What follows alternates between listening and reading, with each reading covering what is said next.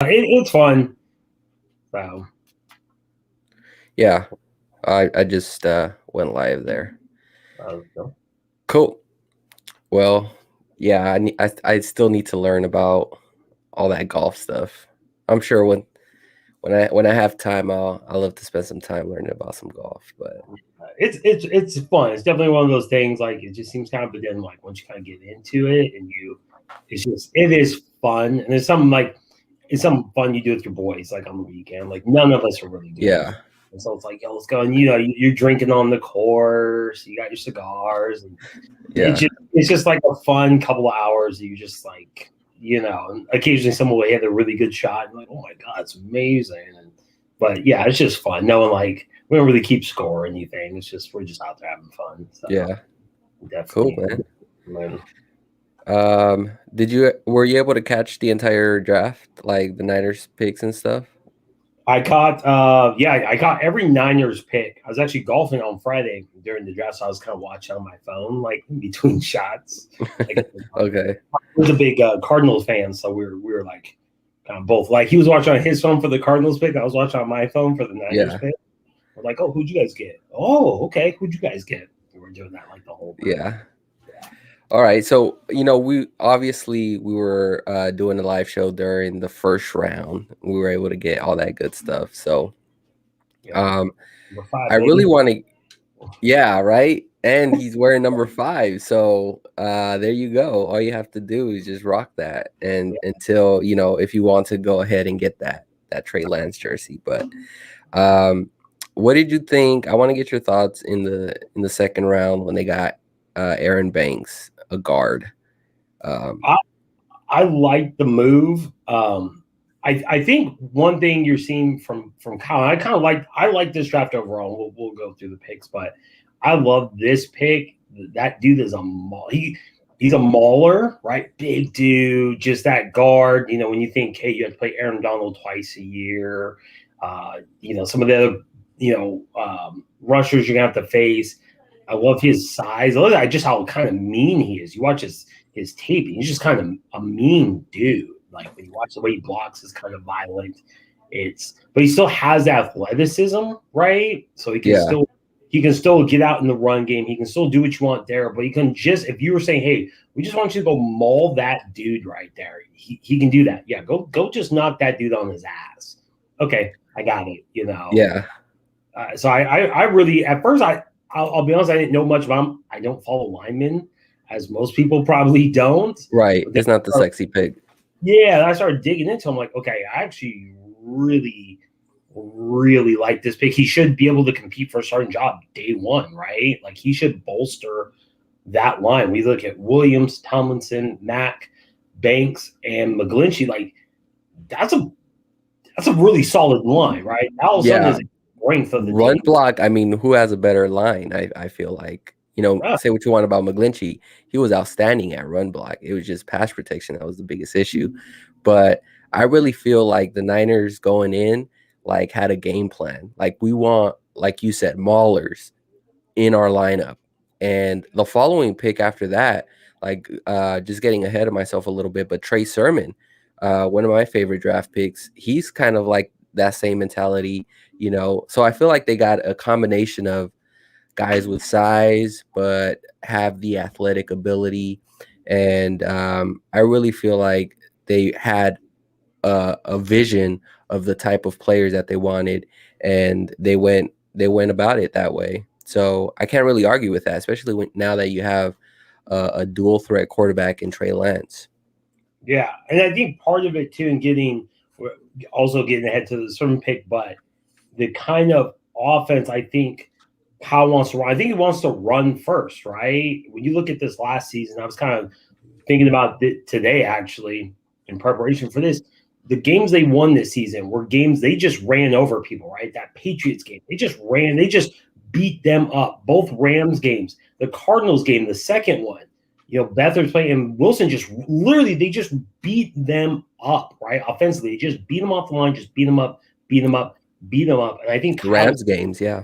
yeah, he sees that and he's like, I think he sees as the successful formula, whether it's Garoppolo starting or Lance, right? Like, what's the best friend of a quarterback is a good run game, right? A good O-line and a good running game. So whoever starts, I think Shanahan's spot is, let me give him a good running game.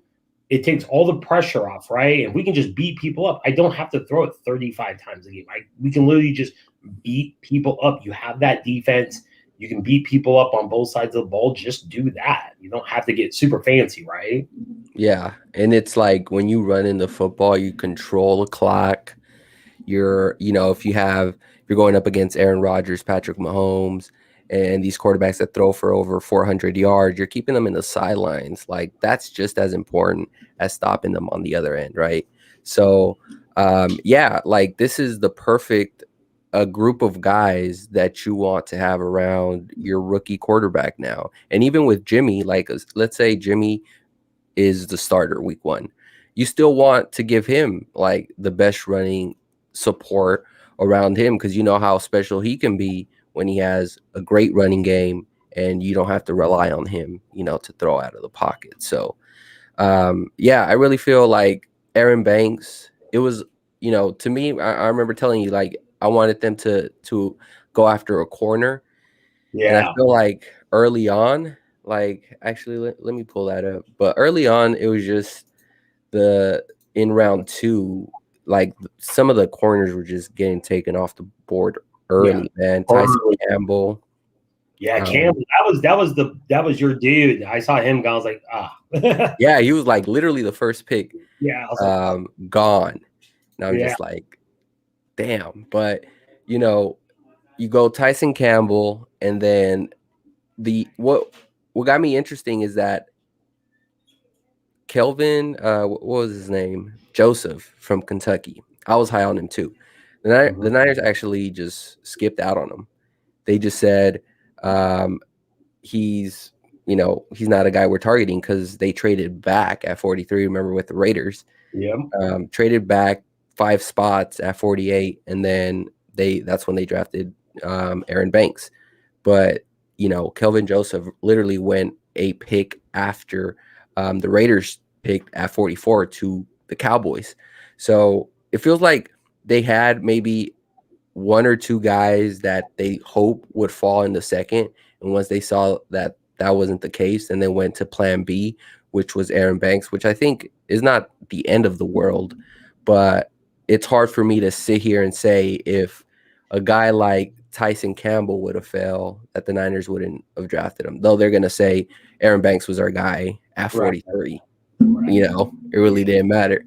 But I have a hard time, I guess, agreeing with them from that standpoint. But, Aaron Banks, he's just like, he's not going to be your sexy pick, but long term, like, he can be a long-term guard answer. So I can't knock that at all. But good pick. Someone can start day 1. And I think if you can grab a day 1 starter at pick 48, like that's not bad. When you can say, hey, boom, there's our starting right guard for the next 3, 4, 5, 6 years, right? That's super valuable. Like, you forget, like, we were shuffling guards left and right the past 2 years, with Brunskill, Tom Compton, like, and then here's another thing too, like, John Lynch brought a good point. Like, people assume Kyle Shanahan likes the smaller guards, smaller offensive linemen, because, of all the pools and different things, they asked them to do in this offense. But really, Aaron Banks brings a combination of athleticism at the position, as well as strength, and just being able to anchor down these high-end defensive tackles. It'll be interesting to see how, like, he matches up against, the big tests like Aaron Donald, right? Mm-hmm. Which he'll be facing twice a year. So I'm sure that's the reason they got a guy like this high, But another position, right, really quick before we move on to round 3, is that we were also thinking they were going to go wide receiver, right? They actually didn't even draft a wide receiver. They just flat out said, you know what? We're going to double down on some of these positions, which I'm not mad at that either. But Terrence Marshall was still on the board. And then you had a couple of guys that went to our division rivals, which was Tutu Atwell to the Rams, Dwayne Eskridge to the Seahawks. What are your thoughts on the Niners not drafting a wide receiver? What does that say about this offense? Well, I think Kyle's like very confident in his offense. I think Kyle to a man will probably say, hey, I can scheme people open, right? And in which we've seen it, right? Kyle is just a genius at that. I think once Elijah Moore went off the board, there was someone else who went really early. I think once those guys went, then was like, well, do we, there was no one they were dying to have. I think if Elijah Moore was sitting there and you saw the Jets got him, like, who obviously brought LaFleur over from the nine, like, so you can kind of see where the Niners, that's someone I really want. I'm like, if you put that guy in the slot, that guy's going to be that guy can be just dynamite for you. And I think once they just kind of got to, kind of like with the corners, once they got to a certain point, guys went off the board, they were just like, eh. And then as you kind of got deeper in the class, it was like, there wasn't anybody I was looking at going like, oh yeah. It was just kind of like, yeah, I guess. Like, and I think this was one of the best. It was like kind of top heavy, right? On the receivers. Like you had some high end, like, oh my God. And then some guys like in the middle, but they're kind of undersized. And after that, I was like, it was undrafted or something. Yeah. And Will D here says they did take Austin Watkins undrafted, which just the perfect, like exactly what you needed. What I was talking about was like someone who can pick up those first downs, can be a red zone target. Like that's the type of receiver you got if all goes well, right? Assuming like he performs in training camp, makes the team, which a lot of people are high on him. So we'll see. But I feel like, again, going back to like the same thing with corner, they were targeting maybe one or two people. It didn't pan out. So they went with the safest pick, which was bolstering up the O-line, which can't really complain about that, right? Yeah. And you don't want offensive line to be an excuse for like the struggles with your rookie and stuff. Like, and also like, how bad would it look if for some reason, knock on wood, Trey Lance gets hurt and it's the O-line's problem? So you don't want that to happen. Bengals line one, right? We saw what happened with Burrow, bad O-line, and your prize rookie is gone for the year. Like Yeah, and then they still draft a wide receiver. I still don't. The Bengals. Okay. They don't call them the Bungles for nothing, right? People just can't get out of their own way sometimes. Okay, so round 3. Let's talk about round 3 really quick. A fan favorite, Trey Sermon. Love it. Yeah, this was kind of a big deal, especially for Shanahan.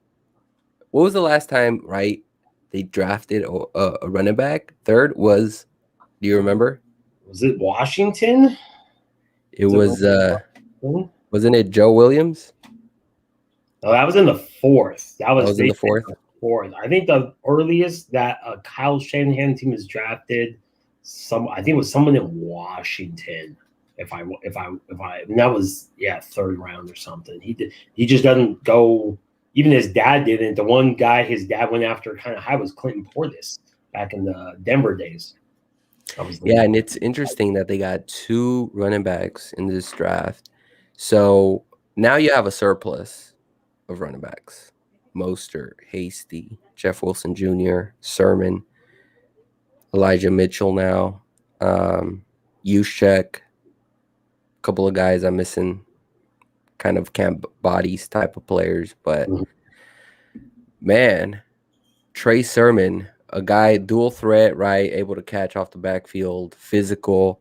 He's kind of like what we wanted Tevin Coleman to be, but he was like just too much at age. I love the pick. I think this was Shanahan. This kind of like goes in line with why they went after Trey Lance, right? And he said it in a million press conferences. Garoppolo's great, but he can't stay on the field. Or Garoppolo's good, I should say, but he can't stay on the field. And you can't every week wonder if your quarterback's going to make it. And I think this season, especially this last season, and really kind of this time in the Niners, probably in general, how many games have been lost by running backs, right? Breida was constantly hurt. Mostert's been hurt. Coleman's been hurt. McKinnon, like, I think and then this last season, obviously, Mostert missed a lot of games. They're like, he won the raise. They gave him the money. Boom. He missed pretty much the entire season. I think Shanahan, wait a minute. He's like, I'm not going to rely on one guy anymore. Like, this isn't Mostert's the guy. He's going to go back to that running back by committee. One day it's going to be Sermon's probably going to be the hot hand, or one day it's going to be Mostert, and he wants that where he doesn't have to rely on one guy, and if that guy gets hurt, there goes the whole thing, right? And Sermon's perfect kind of a bruiser, right? And I like the way he runs. It's violent, but in a non-injury way. Like, some guys run violent, and you're like, this guy's going to get hurt. Like, you just watch him. Yeah, it's too reckless. Yeah. Yeah. He runs aggressively violent, but I hate to say in a safe way, but that's kind of the best way I can put it, right? Where you're not watching him take a lot of hits. Like, it's weird. He takes safe hits. It's kind of hard to describe, but he runs in a aggressively safe way. He's not going to blow. He's not going to do a Mostert 80-yard run. That's not his bag. That's not his thing. But he's quick with that first step, right? Quick cut, boom, it'll get you 6, 7, 8 yards, right? And he can do that consistently. I think that's what Shanahan wants, that guy who can run between the tackles, one cut, go, get you 7, 8 yards. Yeah. Great. He'll break some big ones here and there, but I think you just want that guy. Mostert, I love Mostert. It's great. He's got the speed, but man, like, you have to be able to stay on the field, right? Yeah. And then this is like a part of the offense that was missing, like that power running. You kind of have that with Jeff Wilson Jr., but I don't know how much Shanahan would want to rely on that with him. Maybe they do want to like bring in like you said, come at you in waves with running back. But yeah, power running is something that they've been lacking. And like, just an example, when they're in the red zone, I think it was against, who was it? The Bills, I want to say. Yeah, I think it was that Monday night game, and it took them like, I don't know, 5 tries to get into the end zone. And it was because the other team committed a penalty, which kind of reset the downs. But it was like getting those 4th and inches was a tough deal for the Niners.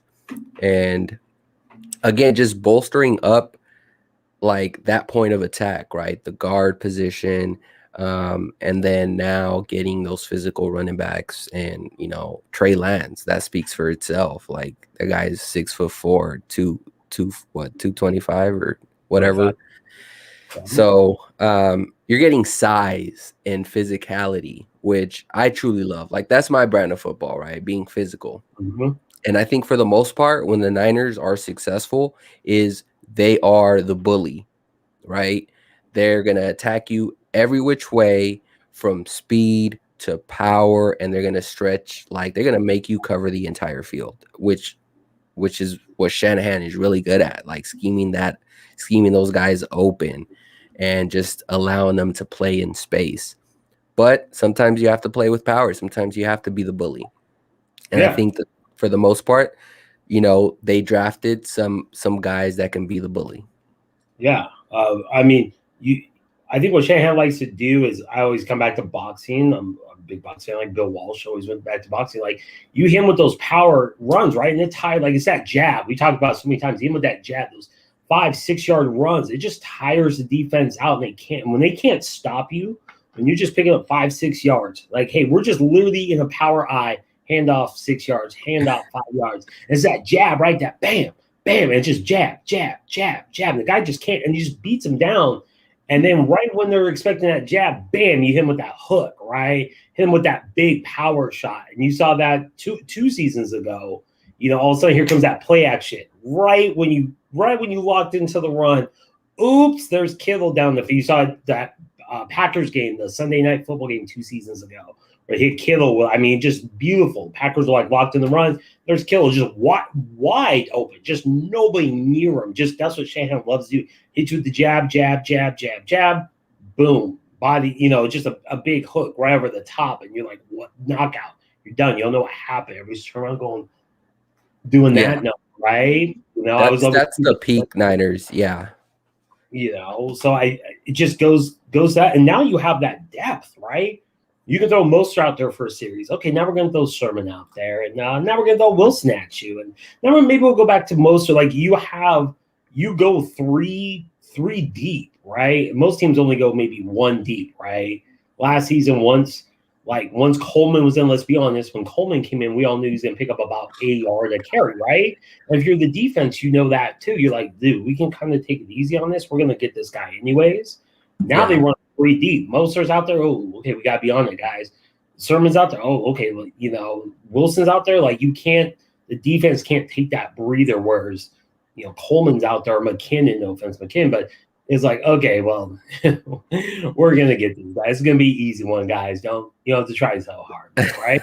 You can, it's kind of like Cleveland's got Chubb and Hunt, right? You can just kind of go back and forth. You have 2 studs that you can just kind of rotate in and out, right? The defense never gets a break. I think that's huge. I will say this. I think it's going to be interesting to see how Shanahan balances the reps, right? Because he's been criticized about this before. Like, why is Tevin Coleman and McKinnon getting these reps? What happened to Mostert? Yeah. Or Hasty? Where's Hasty? Or Jeff Wilson Jr., right? So, yeah, it's going to be interesting how he balances the reps. Like, does Mostert deserve the majority of the reps? I think he's not your workhorse. No, I think he's just showing that's just not his.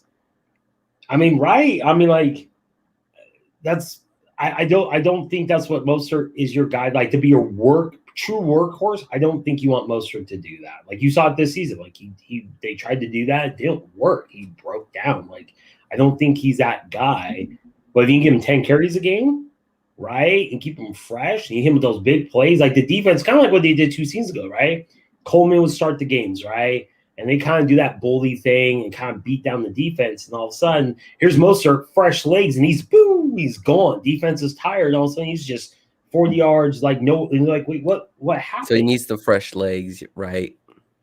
I think that's like fresh legs. Yeah, you get the defense tired a little bit, then you throw out the speed guy where the defense is just a step slow, right? They're just tired, a little bit slower. Now you got the fresh legs, who's a speedster. And I would say Mostert is a great, like, back when your offense has all that momentum. Like, when they're picking up first downs, like every second down or so, like, he's really a nice piece, a change of direction, right? Where you like, Shanahan loves to call different plays when Mostert is in.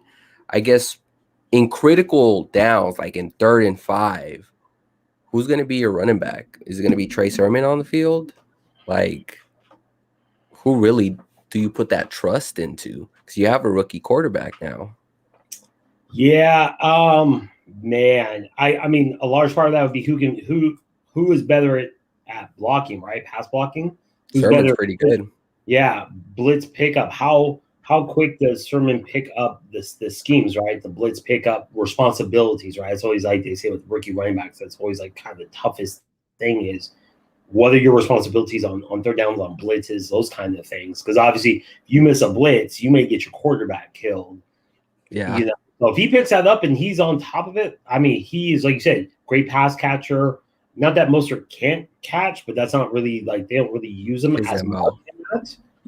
Sermon's got great hands. Sermon does got great hands. So does Elijah Mitchell, the guy they drafted in 6. Yeah, he's really has nice. good hands. Yeah. That's going to be something to monitor because, honestly, I haven't been a fan favorite of how Shanahan balances people's reps. Maybe he does it for a reason. I don't think I've ever seen him been asked about something like that specifically, but Now that he has, I'd say, 4 solid backs, how does he rotate that, right? Yeah, I think now that Coleman's gone, right, for some reason he just had a soft spot for Coleman. I think that was And McKinnon. yeah. The biggest problem was he had 2 guys that he just had this soft spot for, and he couldn't, like, almost a blind spot. Now that they are gone, I think you'll see the rotation work a lot better. Now that none of these guys are necessarily his guy, like, you know what I'm saying? Like Coleman, he just had that connection with, and McKinnon, I think he just really, had that thing with. He doesn't have that with any of these guys. Mostert may be the one guy, kind of, but like hopefully he can see it, I think, clearer now, and hopefully the balance is better. I think it would probably just go series by series, just kind of rotating, kind of depending on what they want to do on that series, right? If you're like, hey, we want to grind this out, let's put in Sermon a little bit more, maybe Sermon and Wilson, and then, hey, we want to kind of do more of the pitching. We think it's time to, like, him on the edges. Yeah, then you throw out Mostert, right? Mostert loves those. You get him out on the edge and let him, bend that corner. So yeah, I think he's definitely ideal. Mostert is on first and second downs, like, yeah. And then I think if everything pans out, Sermon would be your ideal third down back because he can catch out of the backfield. He can pick up those blitzes, tough runner. So he's able to get those tough yards if need be. So, okay. So Sermon was one of the 2 picks on the 3rd round. Let's see. The other one came at pick 102, Ambry Thomas. Do you know anything about Thomas from Michigan? Just a little bit. Just watched a very tiny bit of the tape. Good in man. I watched, there was a game, I think it was the Alabama game, the Michigan-Alabama game from the bowl game 2 seasons ago. Played very well, actually. Very, very well. It's hard to say because I'm not sure what D'Amico Ryans wants to do defensively. How much does he change? How much do they do more man, more like, it's kind of hard to say scheme wise how he fits. I assume he fits if they drafted him, but not necessarily know what D'Amico Ryans wants to do. It's kind of hard to say. I mean, he played well against Alabama. Like, he's got the tools. With corners, it's difficult, right? DBs are the weirdest position to kind of, I think, scout. Like, just because someone goes top 10 or whatever means Jeff Okuda did nothing last year. We've seen so many, first round corners like flame out, right? And then you see guys like Sherman or Bunty Murphy from Tampa Bay last year, who had a very good season as a rookie. I think he was a later round draft pick. Like, I don't want to say it's a crapshoot, but it's definitely, it's a more fragile thing to select, right? Because I think we talked about this before, like at corner, when you're doing something bad at corner, like it's exposed, like it becomes somebody else's highlight. It's like getting dunked on in the NBA, right? It's like, damn, you became somebody's poster. Like, that has to hurt. And then your confidence like goes down a little bit. But the thing with corner too is, like, the reason some of these guys go so high is because the athleticism at the position is elite. Like, you have to have the athletic ability, which I think Ambry Thomas does have. I think that he just has to be more consistent, has to put everything together, but I think he has like everything that you would want in a corner. Like, he's not that tall, but he's 6 foot, can ran a 4.3. I think he returned punts and kicks.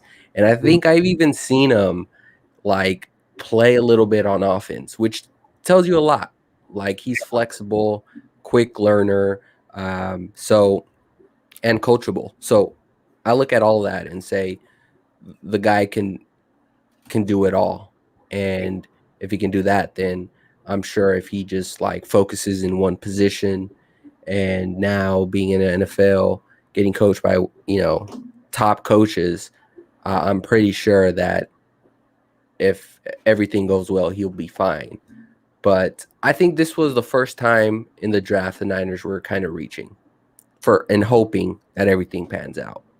Yeah, that was one I won't say it was a head scratcher, but like you're absolutely right. It was kind of the one where you're like, you felt like they reached because, like you said, everybody knew, hey, they need some cornerbacks, they need receivers, and this was the one pick where you kind of felt like maybe they felt like, okay, we have to get a cornerback, go get somebody. Like they drafted out of more desperation kind of thing. And it's not a terrible pick. I mean, I guess hindsight will be the ultimate judge, but it did feel that more desperation pick as opposed to like, okay, like this came to us kind of like the Banks pick. They let the draft kind of come to them.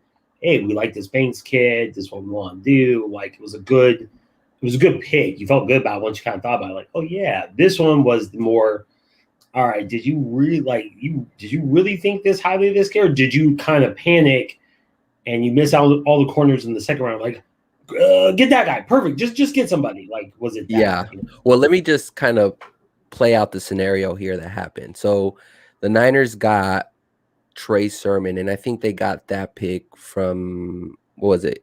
The Rams. So they traded up with the Rams, and they got that pick because of the trade with the Raiders. I don't know. There's a lot of like moving pieces here, but they got that extra pick from the Raiders essentially when they traded back in the second round. Mm-hmm. So you move up to get Trey Sermon, and then you still had pick 102.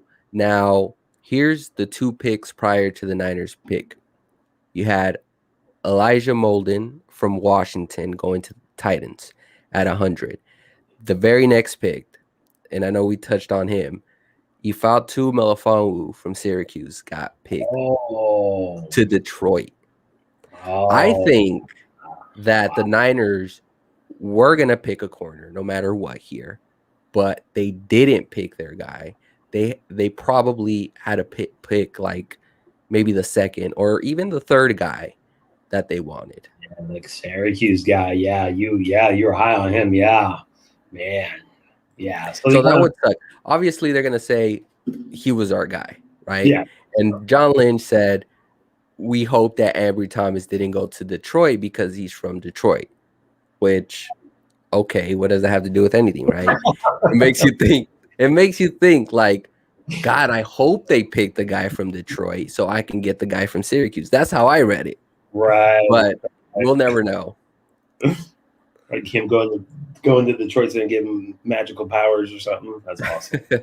But, obviously as a Niner fan, I hope it pans out. But this was the first time I'm like, I don't know about this one. But, okay. So, no picks in the fourth round. Now we move into the fifth round. And in the fifth round, with the first selection, remember we had 3 picks here. We got another tackle, Jayla Moore. So already sending a message like we're going to make sure offensive line is solid even at like depth positions. We're going to make sure there's no issues at O-line. Yeah. I have no issues there.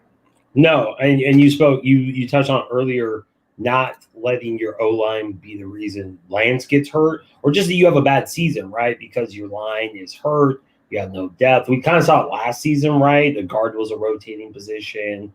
Once Williams missed a couple of games, that became a huge issue. Like having that depth behind where, okay, we can. And you saw 2 seasons ago. We go back to that Super Bowl season where they missed guys, right? Like Staley missed a couple of games. They kind of went right along. McGlinchey missed me, and they went right along, right? Because they kind of had the depth to sustain that. And I think you're seeing that again.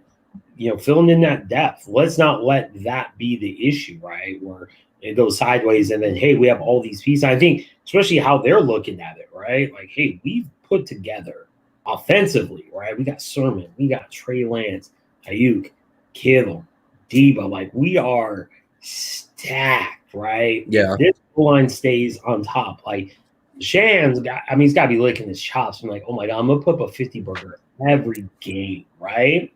But he knows, like, look, if this O-line goes sideways, and look, O-line's an easy position to get hurt at, right? Twisted ankle or torn pec. There's a million ways linemen get hurt, right? They get rolled up on, sprain knees, all kinds of things. If you don't have the depth to sustain, you saw Super Bowl would be a good example. The Kansas City, right? They lose their two guys, and Mahomes is running for his life all game. Oh, yeah. No choice, no chance in that game. It was over before it started because he was just literally just running. Couldn't do anything. So I think they're looking at that saying, like, look, let's not have that be us, right? We can maintain the line. If we lose somebody for a couple games, we have depth. So I thought it was a good – you win in the trenches. Like, that's always going to be NFL. Like, you win the trenches, right? O-line, D-line. You're going to win there. You're going to win and lose there. Yeah, for sure. And honestly, like you said, we're kind of like an injury away to maybe it being a problem. Like, because you have 5 guys there, you don't want to, like, the next guy come up and then now it's just like, oh God, here we go. Let's just hope that, he holds up this time. So getting depth at that on, like, especially the swing tackle, and now, getting an actual, like, guard, because, yeah, we love Brunskill, right? But it's just like, I think he's an ideal backup. Yeah. Oh, for sure. Like he's your ideal backup, and that's what he was before. And that's when the Niners were pretty solid. And this was 2019, right? We're talking when he came in as a backup. So now we're back to that form, and I think that's what the Niners wanted. They wanted reinforcement, and they got it. So Jayla Moore, another guy similar to Banks, like physical and has the athletic ability to move around as a big man. So those are hard to come by. They just hope it pans out. Also, you got to look at McGlinchey. They picked up his 5th-year option. Is he here after this year? Yeah, I think they were going to pick it up, right? Yeah, they did pick it up. But, does that mean he's here after this, next year? You don't know. So, this might be that might have been the move, more like, hey, maybe we're looking towards maybe moving him into that tackle spot, 2 seasons from now. We let McGlinchey go and slide this guy in maybe. So it's also something to kind of keep in mind, because McGlinchey, as much as he's derided by the fans, like, he's probably going to get a pretty nice contract somewhere. And he may price himself out of what the Niners can afford, right, after this season. So that might also be that kind of move, like, hey, we're going to bring this guy, we're going to drop the tackle and see, maybe if McGlinchey leaves, maybe this guy can be the guy that slides in. Yeah, that's true. Just looking ahead. Yeah, that could be it too.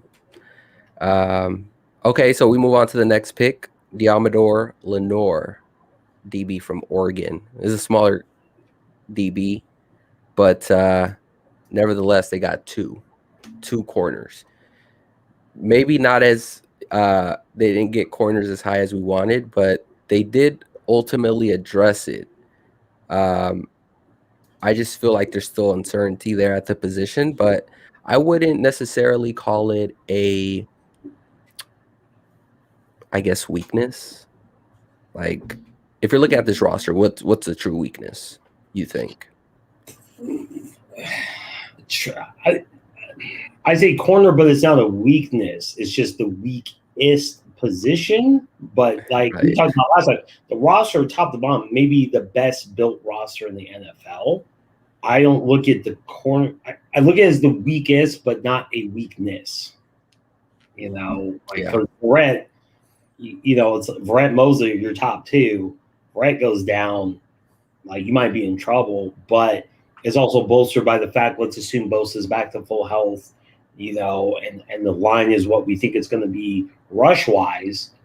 Okay, your cornerbacks don't have to be as good. When you have a stud, D line like that, they don't have to be as good. Like, they really, really don't. They can be all right. What about linebacker? Oh, Warner is so good. I didn't even think about it. Like, Warner is 3 guys in one. Greenlaw's good, serviceable. Then you have Aziz, but then it gets a little iffy, right? That's true. Warner's just so damn good. Like, that's how good Warner is. I didn't even think about linebacker. That's how good Warner is. That guy. I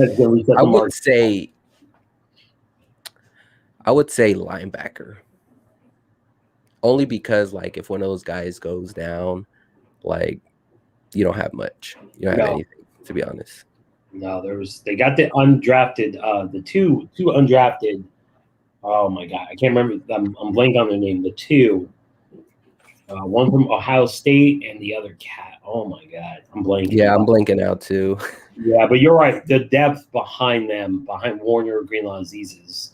But that's normally how it goes. There's always going to be, obviously, you can't address everything, but there's always going to be one area that's going to suffer. No, but you're right. That is, yeah.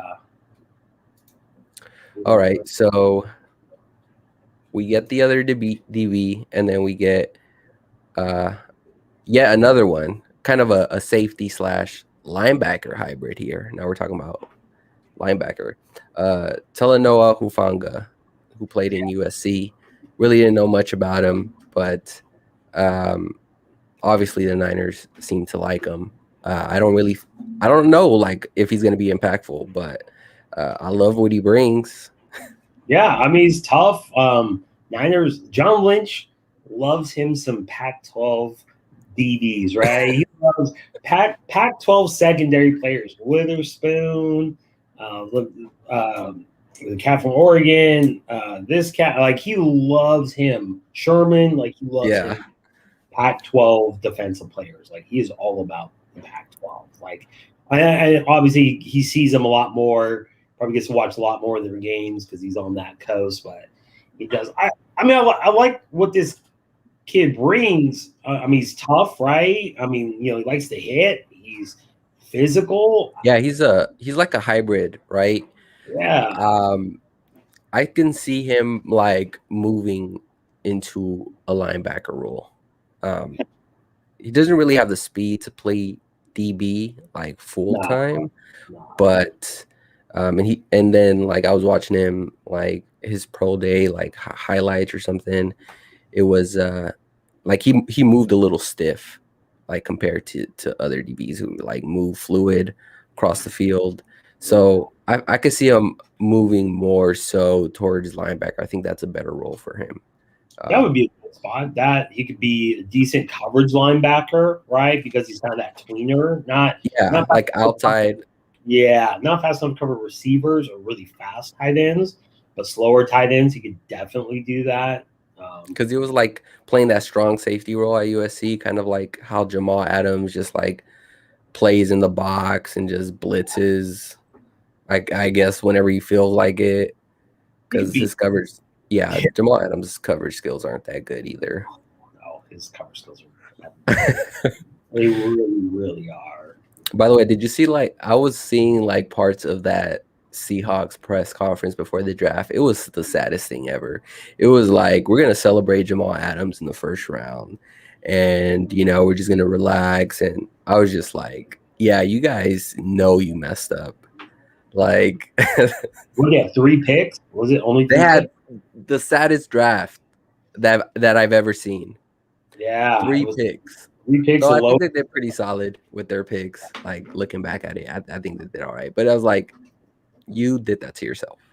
Yeah, and you don't, and it's like, you better get something to show for it. That's the thing. Like, I don't mind if you're making moves like that. Like, that's like the Niners trade for Lance, right? Like, that's fine as long as it pays off. Like, I don't trade everything. I don't care. Like, I want to see results. But if you're trading on, you have 3 picks and you're not, you're getting beat by the Rams in the playoff. Like, you have to have something to show for it, right? Like, at the end of the day, like, you got beat last year in the wild card round to Jared freaking Goff, who was not good at what I'm saying? Like, you gotta, like, come on, man. Like, who was a backup? He actually was backing up the guy. That guy got hurt and he came in. You lost to Jared Goff. Like, you got Jamal Adams, you traded all the picks, and what did that get you? You lost to Jared freaking Goff at home. Like, yeah. Does that sound like a good trade to you? Like, does that sound like that paid off? It doesn't sound like it paid off to me. Like, I mean, like, I like the receiver they got, but, like, I'm sorry, didn't you guys need some O-line help and some D-line help? Like, Russell Wilson must be sitting there. him and Rodgers have the opposite problem, right? Yeah. Yeah. Rodgers like, why can't I get all the receivers? Every year Seattle's like, get Wilson more weapons. Get more weapons. And Rodgers like, why can't I get weapons? And then on the flip side, Wilson's like, why can't I get some O-line help? Give me some stud O-line. Like, you don't need that. You'll be fine. Like, I don't see that. Yep. I love to see it. I just love to see. Yeah, there's always a team that's crumbling, and I'm here for it. I'm here for it. Okay, so the last one was Elijah Mitchell. Just I think he's kind of like one of those receivers that can be like hybrid, can catch off the backfield, but can also like be a receiver. Like that's how I see him play. But very talented running back.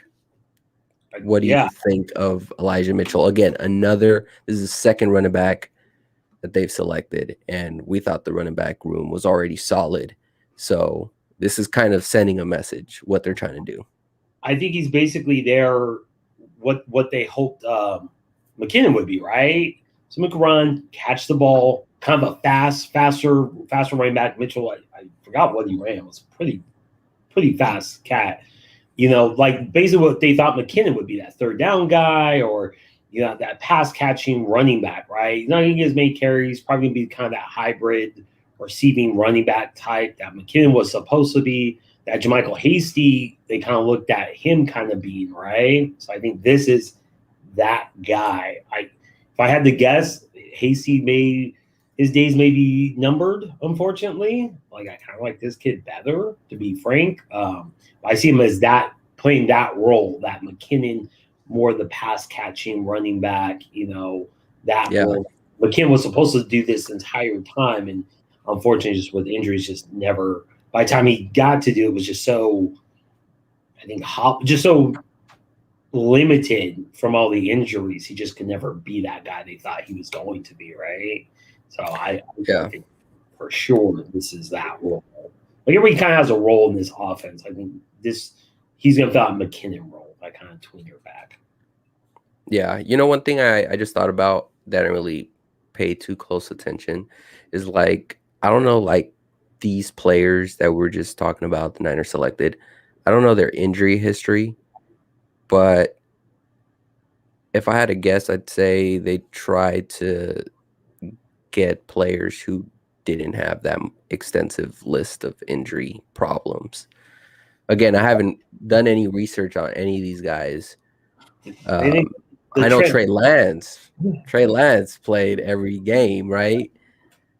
But they go the bulky route, try to get one ACL. Balky was doing so good too. Like the first 3 rounds, he was doing so good. And then someone tweeted out a player they drafted that had ACL knee problems, and I'm just like, well, sometimes you can't get out of your own way. Man, Trey's on the trend. He can't help himself. I think he kind of does it just for the lulls, right? He's like, I got to. Maybe it's his contract. Like, look, I get one player per draft, at least one that's got ACL tears. I need at least. And I'm sure he'll just pick one that becomes a Pro Bowler one day, and he's like, "See, I told you, I told you." All those other picks means nothing. This one right here. He keeps pulling the slot machine, right? He keeps pulling one. He hits it one time. He's like, "See, it all worked out." Yeah, that's Trey. Yeah. I love it. He can't help himself. Yeah, he can't. He's just like, yeah, this is the guy. I know he's gonna bounce back. He's like, yeah. Okay, so I think one of the comments were like, what's kind of the grade that you would give this whole draft? Yeah, I know we love to do that. Just give one assessment to this entire draft without seeing any snaps, but just. I'm going to go I'm gonna go A- just because of the 2 cornerback picks. I think they missed on getting some better guys. So I'm gonna say A- just because of that. But I mean, obviously, 2 years from now, I might be like, hey, that was an A+ draft, right? I love the Trey Lance trade. I love the aggressiveness of it. I love the Trey Sermon, Banks, like Morgan, the tackle depth. Another run, like I kind of like it, like top to bottom, just the corners. I feel like maybe they waited maybe too long, missed out on some better guys. Yeah. I'll say A-. It's funny because I had the same thing. I said in one of my videos. I think it's A-. I think Trey Lance obviously like overshadows this whole thing. Oh yeah, but this is a nice draft. Yeah, and Lance. I mean, Aaron Banks is a sneaky good pick. I really think that sneaky good long-term pick. Yeah. We still need to know about the 2 DBs, like you said, and I think that their initial plan was to get a corner in the second round. I'm just gonna go along with that, and this was kind of their plan B, which is a solid plan B, but the fact that you didn't get Mac Jones and you got Trey Lance, hey, A- in my book. Yeah. Yeah, corner is still one of those things that you're just like you're looking out for, and similar to linebacker. I mean, one of those guys gets hurt, then we're kind of scrambling. Like, who's it going to be, right?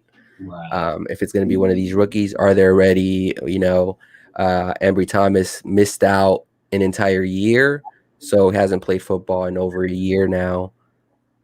It's just uncertainty at the position still.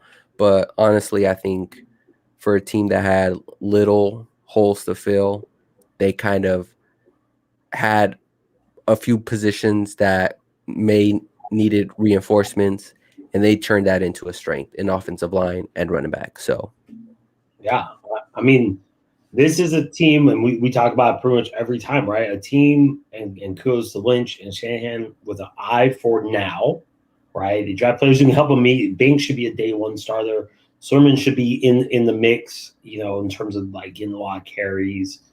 Lance may start day one. We'll see what happens. But also eye towards the future, like you said, Banks is a sneaky great pick, right? Lance may be the quarterback of the next 15 years. Like, so an eye now where they're in a position to compete right now, right? Like I saw their Super Bowl odds for this season like went up. They can compete this year, right? Even if it's Jimmy, because they've put in pieces. They can compete for Super Bowl this year. But then you look 3, 4, 5, like you can easily see them for the next 5, 6, 7, 8 seasons competing every year for a title, right? They've done both, and I think they've done a great job kind of every year of doing that, or trying to do that at least. Hey, let's put pieces in to compete right now, but let's also get some pieces for down the road as well, so we don't have that severe drop off where it's like, okay, we won a Super Bowl this year, but now we don't compete for the next 20 years. Right, and you see a lot of teams go in on and they don't, and it's like, okay, like great, you got that Super Bowl, but now you're not relevant for another 20 years. And it's like, was that worth it? I don't think so. And you see the good franchises are able to keep, are always in that mix, right? You just want a chance at the dance, right? That's what they say. You just want a shot at it, right? If you have a team that can get you there, then anything, you let the chips fall where they may at that point. They did a great job. I think the offseason allowed them to be where they are right now. Yeah. I think Williams and Juice and Barrett, they re-signed everybody at honestly kind of cheaper prices for the most part, except for Williams.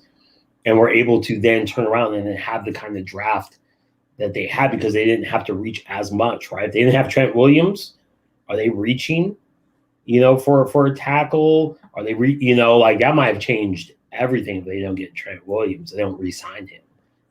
That might have changed their whole draft philosophy. It might change. That's true. Can you imagine if he would have signed with Kansas City? Yeah, I mean, like maybe that changes everything. Maybe like, hey, we draft, Slater, Penny Sewell. Yeah, right. Instead, they got Williams. So like, hold up, that would have been crazy. Right? Now we can make that play for Lance because we've got this line. They got Matt. They got they're looking at us going like, dude, we got this line locked up. We we get someone that Shanahan believes in, that is 100%, that can take his offense to that next level.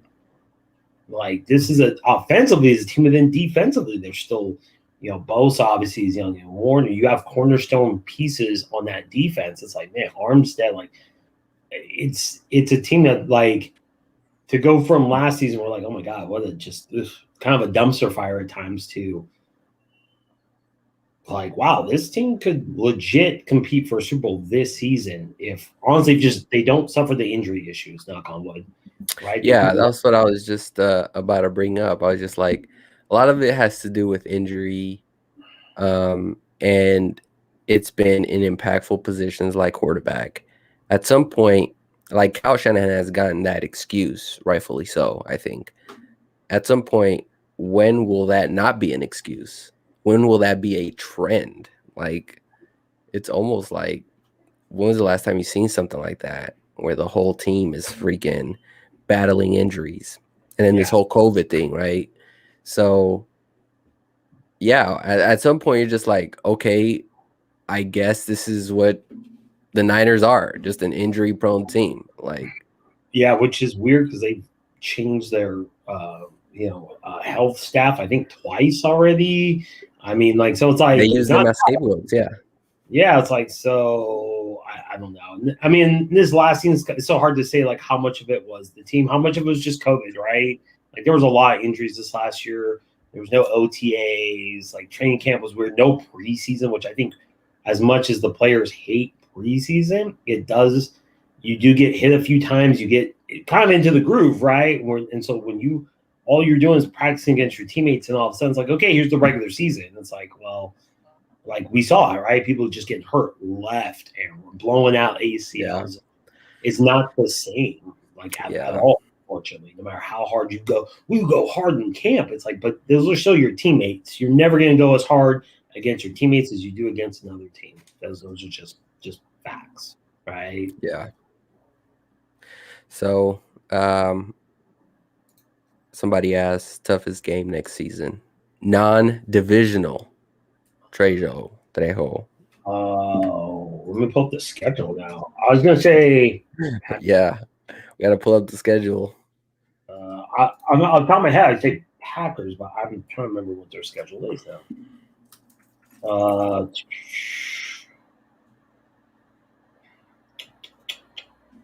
And don't they release like the actual next schedule? Wednesday, right? Next week, right? Man, toughest non-divisional game.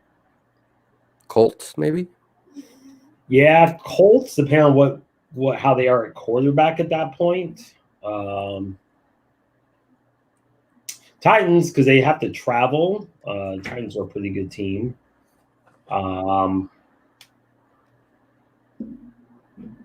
Honestly, those are like the two. I would say, yeah. I mean, I think the Colts would scare me a little bit more just because of their defense. They got really good defense. Buckner coming back. That's going to be a good one. That will be a good one. I didn't realize this till right now. They play the Bears, right? So that's going to be a fun one. Trey Lance hopefully playing at that point. Playing Justin Fields, perhaps, right? Ooh. And then they also play in Jacksonville. So you can have Lance versus Lawrence, too. So I really just hope Trey Lance plays this year because I'm curious. I think you can't hold him back too long. Hasn't played football for a year. He played one game. What's that going to do, right?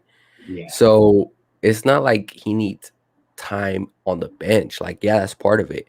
This guy just needs to play football at some point. And I think with his ability to run plays a huge factor into this because he's not your prototypical, pocket quarterback. I mean, he can be. That's what he thrives to be, but he's such a weapon that you can honestly, just give him some read options. And like, I'm pretty confident that even if Jimmy beats him, he'll have a package, like some sort of offense that he can run like just to throw the defense off balance. And if you can ease them in that way, why not? I could see, and this goes back to the draft, right? We talked about Banks, we talked about Sermon, right? And the ability to run the ball more and how that helps Trey Lance. So I think if they're close, let's say they go through camp and all that, and they're close, Jimmy and Lance, I could see Shannon saying, screw it, we're going to go with Lance because I can run the ball more, right? I can protect Lance. I don't need Lance to throw it 30 times a game. I can bring him along a little more slowly because we can run the ball. We can run the ball effectively. We can maul people. We've got the running game. We can kind of ramp him up as we go along. Plus, you play Lance, expectations change. They go down. Like, let's be honest, playing a rookie quarterback, nobody's expecting you to go to the Super Bowl now. They're like, all right, we'll give him a year. So playing with lower expectations may benefit the team because honestly, they don't need like the expectations to be low. They've been to the Super Bowl, right? They've been there, done that. Right. It's only like, oh, now you have a rookie quarterback. So, you know, they're not going to give you this like, oh, you have to go to the Super Bowl now. It's just like, okay, it's a wait and see type of game. And maybe the Niners use that to their advantage. Yeah, I'd love to see Lance out there. I think he's so smart. I mean, you watch him play, like, and I love the way he gives interviews. There's something I know Shanahan called him like kind of a CEO type, you know. I like the way he gives his interviews. He seems very smart, like a good head on his shoulders. Like you wouldn't, I think Shanahan kind of said best. You wouldn't guess he's like, you know, about to be like the franchise guy of a, you know, franchise quarterback. He just is very business-like. Yeah. I don't know. I like the way he comes across. Seems very smart, you know, level-headed, right? Not too high, too low. Just, you know, hey, I just want to get out there and learn. So, you know, and just he seems sincere now. I know a lot of guys come in, they say kind of the same thing. Kind of like the opposite of Matt Jones, you know, came across kind of like a whiny baby. I'm willing to mean the pain and all like, you know, that, you know, just he came across like a baby, like, you know, like because he got you know, like Lance just had that a better demeanor about just the whole. Oh yeah, yeah. You know? could definitely tell, like with interviews, is just like the way he carries himself. Like he looks so much. He's so much more mature than I would say Mac Jones is at his age. Definitely. And I would say even with Fields, like we forget Lance is 20. Yeah, barely about to turn 21, you know. So just imagine what he can develop into in 2 years, you know. That would be like how Justin Fields is coming out plus a year in the NFL. So it's good.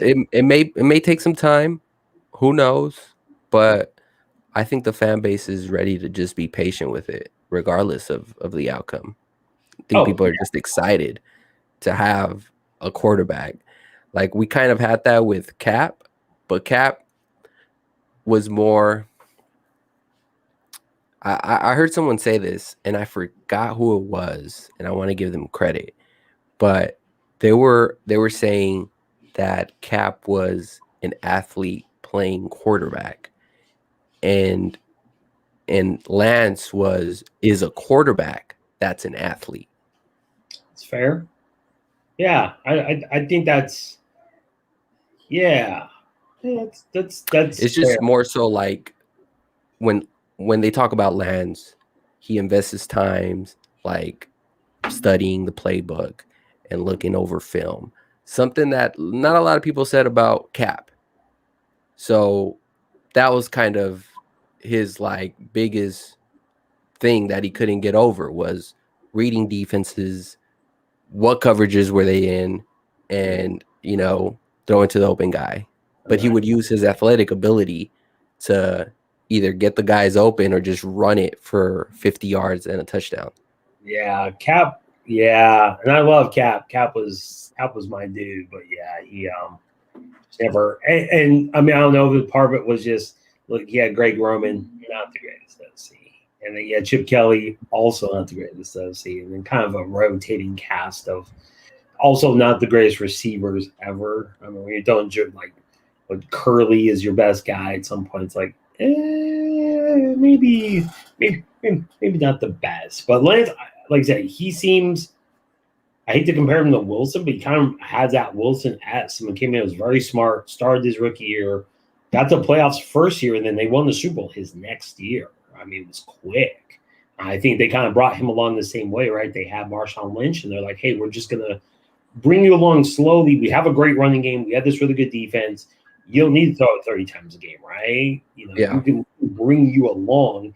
And you saw it by year 2, year 3, then he was able to take those next steps, but they were able to give him the playing time to bring him along without, hurting the team. It was kind of the best of both worlds. Lance can be that. Shout out to Jimmy, though. I saw an interview with Jimmy today, or heard the interview today or yesterday. I think it was today. And man, say what you will about Jimmy on the field. Pro. Or not, but man, like the dude you can tell why all of his teammates love him. Because he could have been salty, he could have gone the Aaron Rodgers route, like, yeah, I'm salty. Who's this Trey Lance kid? Like he could have had his agent put out some stuff like, yo, I want out, my client wants out, all that. You didn't hear from Jimmy this whole summer, right? All the rumors, all things, nothing from him, nothing from his agent, nothing from his dad or his neighbor, all that BS. Goes on the radio and is like, yeah, like I reached out to Trey, like I'm gonna help him out, and it's like how I compete with Tom Brady. Like, kudos to him, because a lot of guys I think would have taken that the other way, right? Like would have the Rodgers route, or would have been like, screw this kid and all that. And he handles it. Say what you will, but handled it like a pro. Reading that interview, I'm like, okay, now I see why everybody loves it, like why his teammates love him so much. Yeah, a team first guy, right? Like he just. Hey, they brought in the kid and they, they're going to compete. I get that. I'm going to compete too. And, I'm going to help him out as much as like kudos, right? Like that could go the other way. He could have made it a big story this offseason and he didn't. And I'm like, damn, like, especially, Rodgers during the draft, right? Being like, right, basically trying to force his way out. And here's Jimmy over here, like just quiet and not saying anything, knowing full damn well they're about to draft his replacement. And he's just like, oh, it's cool. I texted Trey, what's up, guy? Like, it's like, okay. Like, it's kind of weird. Like, there's not what you expect from people. So just, I don't know, good culture, right? We talk about the culture of the Niners.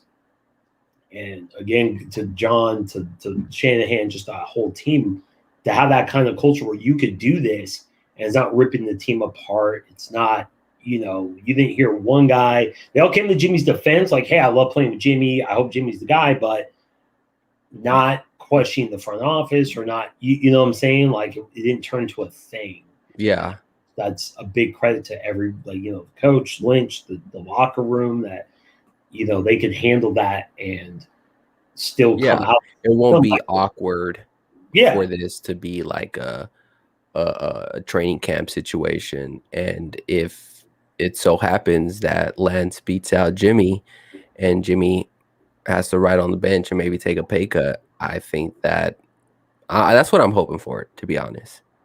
I'm hoping that Jimmy takes a pay cut, and this is probably wishful thinking, but I think that Jimmy is better off staying here than going anywhere else, because he will get exposed quickly. And sort of how he's treated, the fan base and this organization, with all respect. John Lynch and Kyle Shanahan has also, gave him that respect back in terms of like reaching out to him, letting him know that they were going to draft a quarterback. And just whatever happened with that injury thing of like saying that he was fine, but that he was like, there was this weird thing that was happening where they were saying that he was healthy to play, but that he didn't want to play. But what I'm saying is the Niners never, like, they knocked that down quick. Like they didn't make this a big thing. And so I feel like the respect goes both ways. And yeah, Jimmy's gonna have to, it's gonna be a pride shot here, but I feel like this is the best spot for him, to be Yeah. honest. Well, New England drafted like the two most likely spots he could go. We talked about this during the first round. Chicago, New England, they both drafted their quarterbacks of the future. Both drafted a quarterback. Oh, Washington has Ryan Fitzpatrick. There's no reason to get Jimmy at that. Like You there want to go to is, Texans? yeah, like there's really no. I think a really good spot. The best spot is in San Francisco, right? And as fans, like I know a lot of people love Jimmy a lot, and I'm like, look, if Jimmy gets beat by Lance, if Lance ends up becoming the starter of the season, that's a good thing, right? Like you're talking about your rookie beat out a guy that took your team to the Super Bowl. Lance is then that tells me Lance is pretty damn good, right? Yeah. If you do that his rookie year, beat out a guy who took you to Super Bowl 2 seasons ago, that's like you should be happy about that in the sense that like, wow, he must be special. He must be must be a damn good quarterback, right? Like I think that's a win, right? And if Jimmy beats out Lance, like that's not a bad thing either. Like the kid may need a year before he's like fully ready. It's hard to say. A lot of it's going to depend. What do the OTAs look like? What does training camp look like this year? Is it still under the COVID kind of weirdness, or is it regular full go? Like what does that look like? I think you'll see if that goes kind of back to normal. Yeah, it's going to be fun to watch training camp this year for sure. I hope just to see how this pans out. I hope they let fans in, because if they let fans in, I'm gonna go at least one day. I have to go. I want to like check it out in person. Like I think that would be a fun one to watch. Like the future. Oh yeah. Of the Niners, and I mean for fans, like, man, like how excited are you as a fan, right? Like, I mean, it's like, man, you got your quarterback of the future. Your team is competitive. They might, like the feeling of Niner fans. You're picking number 3, right? So usually you're picking that early. You don't feel that great about your team, right? Because you feel like, okay, we're like 4 or 5 years away. If you're a Jets fan, you're thinking, yeah, we're 3, 4, 5 years away. If you're a Jaguars fan, you're probably thinking we're 300 or 400 years away from the Super Bowl. Like, you know what I'm saying? Like, but as Niner fans, we pick 3rd, and you feel amazing about this team this next year. You're thinking like, if they don't suffer the injury problems, could be playing for a Super Bowl. Yeah, it reminds me of 2019 a little bit when they got Bosa. Yeah. I'm like, oh, this is special now. Yeah. Jimmy's coming back healthy. Like now we got that edge rusher we were looking for all along.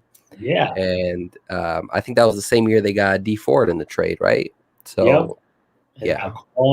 So it's that, and they picked, that was the number 2 pick, right? And it's like usually when picking that high, you don't feel particularly good about your team because like we're years away from this being a thing, right? And instead it was like bam in the Super Bowl that year, and you feel the same way, kind of that same kind of hope this year, like okay, we're getting some pieces back, kind of like Jimmy coming back that year. This year's like okay, Bosa's coming back, maybe D Ford's coming back, got a nice little defense, offense should be healthy. All right, like it is a weird, it's a different type of feeling than like the other 9 teams that were picking that high. Yeah, or like Chicago, you have Justin Fields, and you're probably like happy about it. Like, oh, cool, maybe he'll be the quarterback, but you're probably still thinking like, we'll kind of see. I don't know. Like, it's just it is that different feeling. It's super weird to be picking that high, but feel like this is you're pumped for the season. Like I am super hyped. I can't wait till the schedule gets released next week because they play who, and it's different. Definitely a kind of like we had last season, right? Like come up Super Bowl loss was like, hey, we brought the game back. Except for Buckner was the only guy basically who didn't come back, and I was like, okay, we're gonna make a run. We're gonna run it back. We're gonna win it this year. Revenge tour, remember? Oh God. I wish they hadn't said that. Yeah, that came back to bite us hard. Yeah, I think that was killer. Revenge tour. It's like no, just play the games. It's easier said than done. As they found out, it's like it's the only thing harder than making the first Super Bowl is making the second one.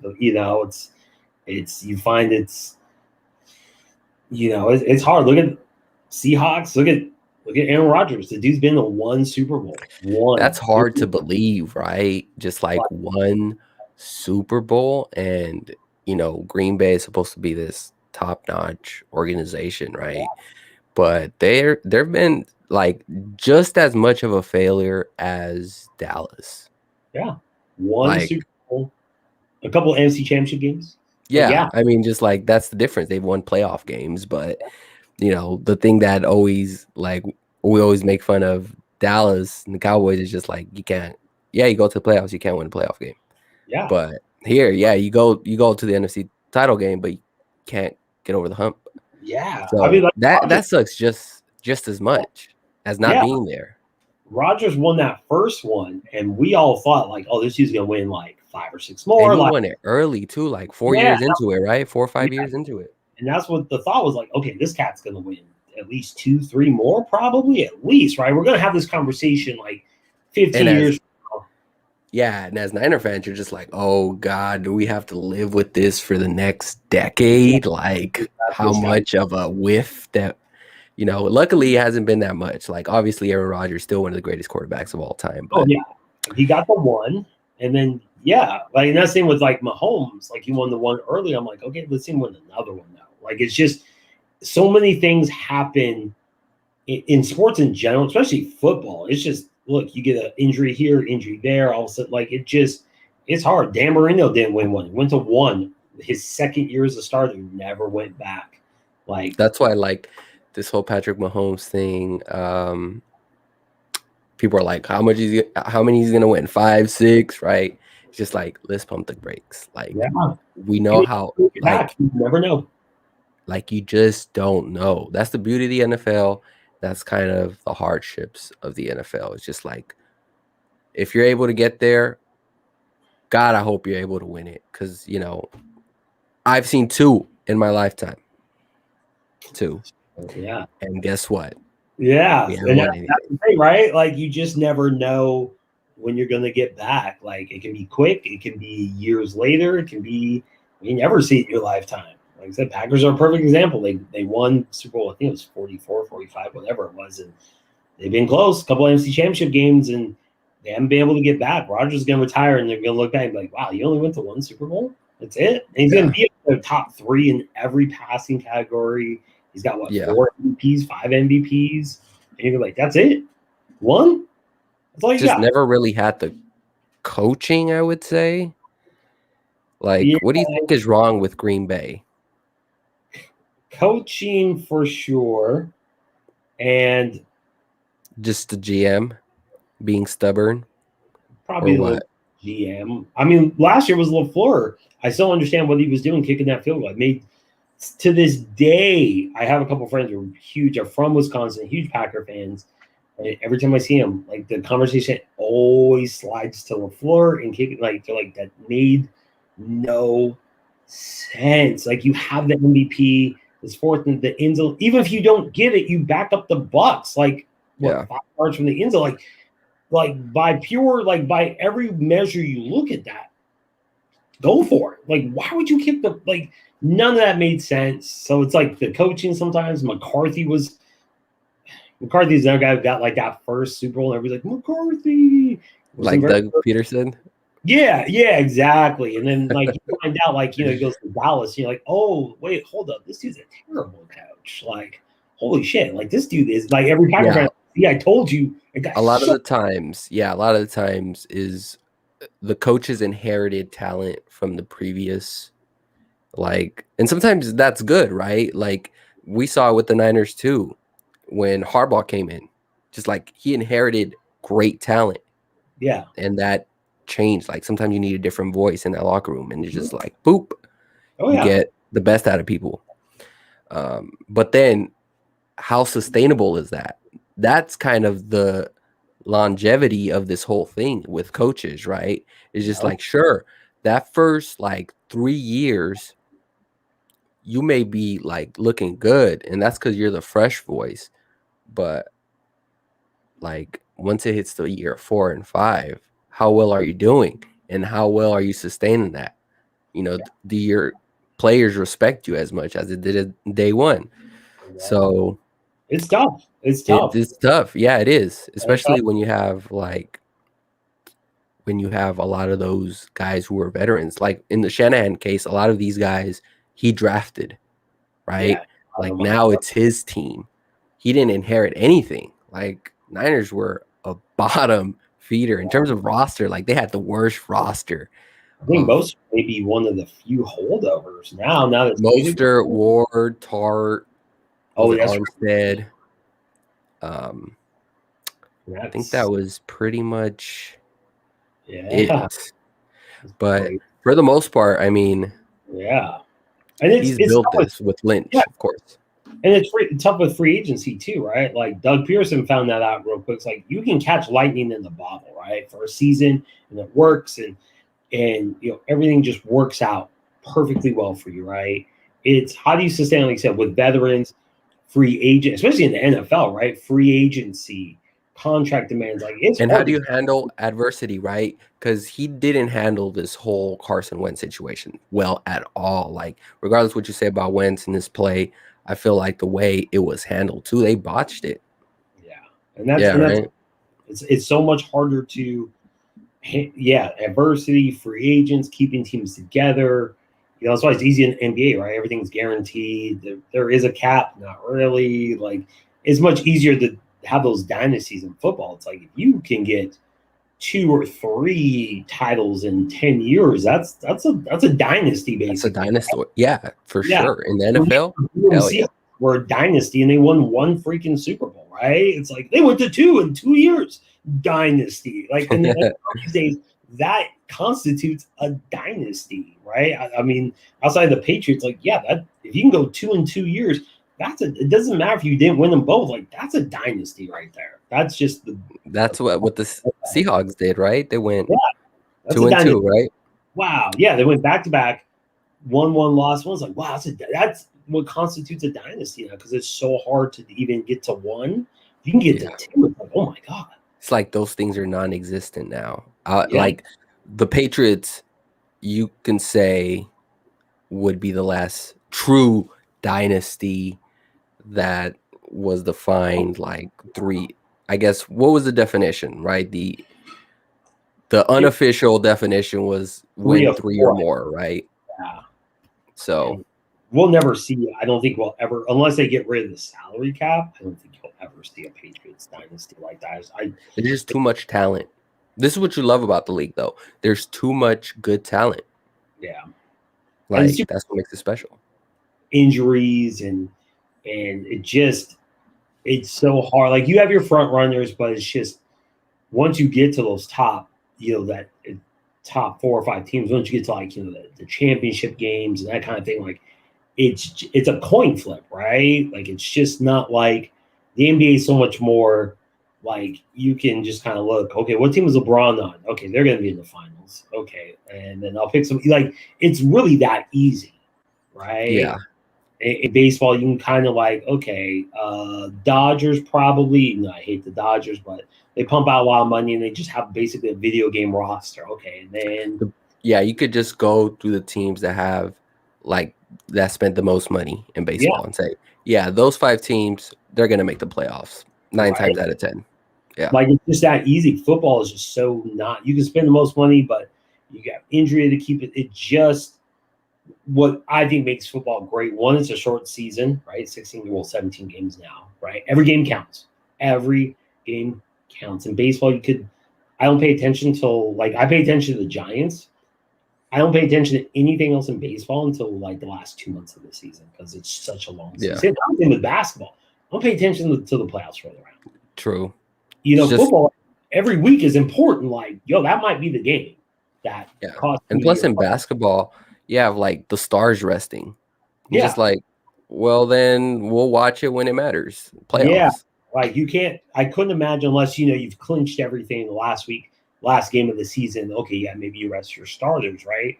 But like you said, if you're watching the Lakers, LeBron may take off every 6th, 7th game to rest. And it's like, so that game's not important. Like you can literally do that. It doesn't matter. Like you couldn't imagine saying, I'm going to bench my starting quarterback in week 4. Give him some rest. We need to rest him. Like What? Yeah, Like, people would go you crazy. go ahead and take a break this week, Aaron Donald. We need to rest you up. Like, And in the NBA, you're still paying elite prices, yeah, like to watch LeBron, but he's on the bench. So he's on the bench. Yeah, which I just highway robbery. that is like, if they're starting, like, dude, like, how am I paying this much for? Yeah, that's BS is what I would say about that for sure. But yeah, it's I'm pumped for the season. Yeah, I'm pumped. Like, that's all I said. This season, Trey Lance. I mean, I'm gonna get my jersey. I'm gonna wait till they get the ones with the patch on it, though, the 75th anniversary patch. I'm waiting for that. Okay. I haven't seen them yet because I've been looking like every day, like, oh, when you guys gonna get the ones with the 75th anniversary Niners? Yeah, that's the one I want. So I haven't seen them yet. As soon as that happens, I'm buying them. I don't buy jerseys. I don't, like, almost all my jerseys have been gifts from other people. Like, okay. I don't buy jerseys of players that are current. I did that like a couple times. People got traded or they left, and I was like, man. Oh yeah, I still got Vernon Davis one. Yeah, I mean, that's kind of okay. Like, he'll always be, so like I have Garcia, I have Montana, Bryce. I think I have 2 Montanas actually, and a Cap, and that's it. And most of those were gifts. Fields will be the first jersey I buy.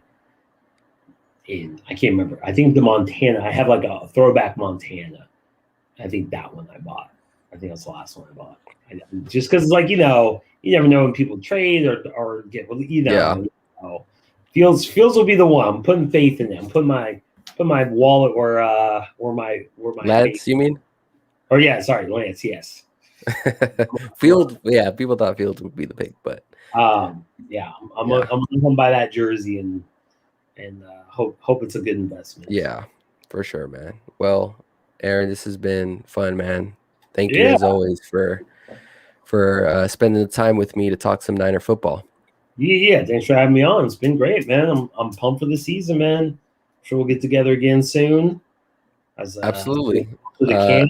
Should do a schedule, maybe one for the schedule release. Maybe go break that would be cool. Yeah, absolutely. I was planning to do one. So next week for sure, we'll link back up to talk about the scheduling and seeing how that goes. All right, man. Cool. All right. Well, thank you again and have a good night, everybody. See you, everybody.